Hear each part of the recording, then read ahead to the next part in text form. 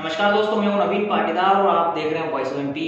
नीमच अफीम की अवैध खेती को लेकर जाना जाता है, लेकिन पिछले 2 दिनों में जो मामले सामने आए हैं उसे एक बार फिर नीमच को सुर्खियों में ला दिया है। हम बात करें तो पिछले 2 दिनों से यहाँ पर नीमच के रामपुरा में अवैध अफीम की खेती के मामले सामने आ रहे हैं, जिसे लेकर अब कई तरह के सवाल सरकारी मशीनरी पर खड़े होने लगे हैं। अगर बात की जाए तो आज रामपुरा के समीप बदाना पंचायत के बिलवास पावरा के जंगलों में जो है अफीम की अवैध खेती पाई गई। यहाँ पर भी जो कई बीघा में जो यहाँ जो अफीम की खेती यहाँ की जा रही थी, जिसे नारकोटिक्स विभाग द्वारा नष्ट कराया गया है। वहीं अब इस मामले को लेकर सरकारी मशीनरी पर जिम्मेदार लोगों ने जो है सवाल खड़े कर दिए। कई तरह के आरोप जो है विभाग पर लगाए हैं। उन्होंने कहा है कि जब अफीम अपने यौवन पर आ चुकी है और जब पूरी तरह से अफीम का डोला बनने वाला है, तो जब जाके प्रशासन को भनक लग रही है। इससे पहले प्रशासन कहाँ था? क्या वहाँ के कोटवार को इसकी भनक नहीं थी, या फिर स्थानीय पुलिस या फिर इसके विभाग को इसकी कोई खबर नहीं थी? की बात की जाए, फिर प्रशासन से जुड़े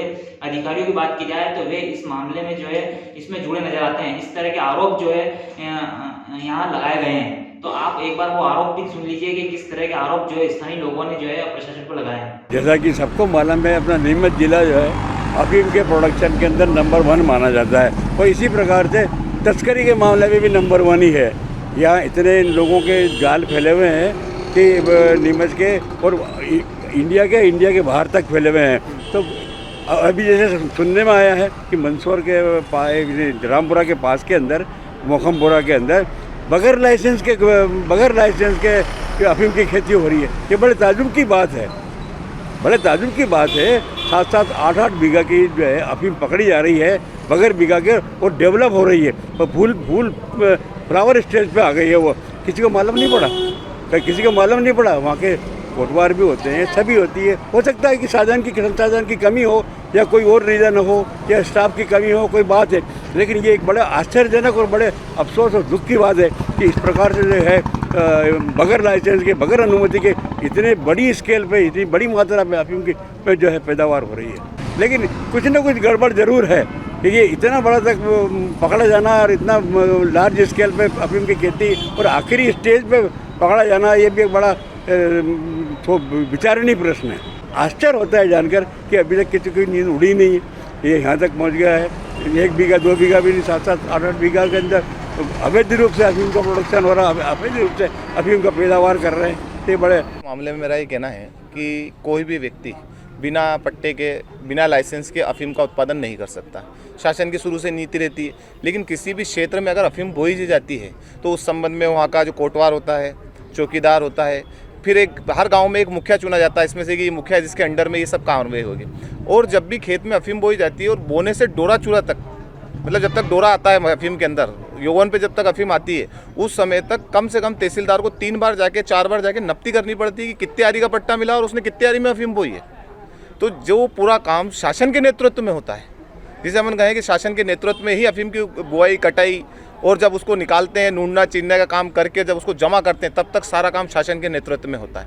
अगर अपन कहें कि खुले में किसी ने अफीम 28-29 आरी की अफीम बो दी और उसकी जानकारी शासन को नहीं है, पुलिस को नहीं है, वो रामपुरा ऐसा क्षेत्र नहीं जहाँ कि पुलिस थाना स्थापित नहीं है, चौकीदार स्थापित नहीं है, या तहसीलदार, यहाँ तक कि आप कहेंगे न्यायालय तक स्थापित हो गया रामपुरा में।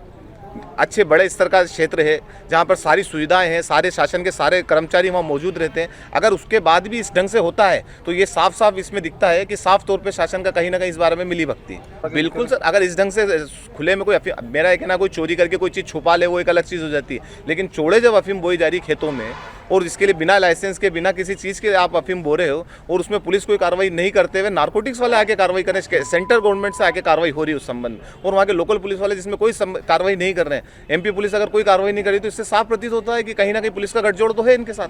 असली दोषी तो वो है कि गांव वाले जो चुप है कि वो खेती हो रही है और नहीं सोचना है।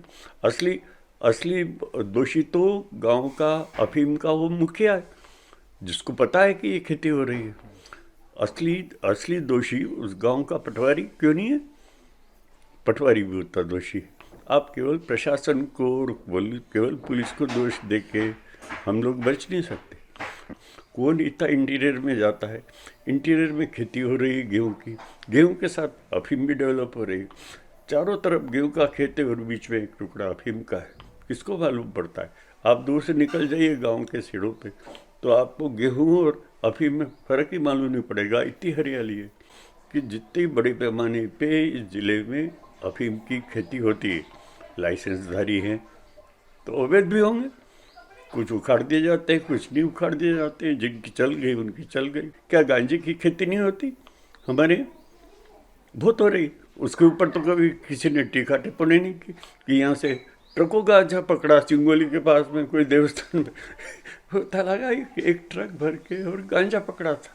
तो गांजे की भी अवैध खेती हो रही होगी, उसकी तरफ तो कभी ध्यान ही नहीं गया। तो ये था अब तक का अपडेट। इस तरह का अपडेट के बने रहे हमारे साथ।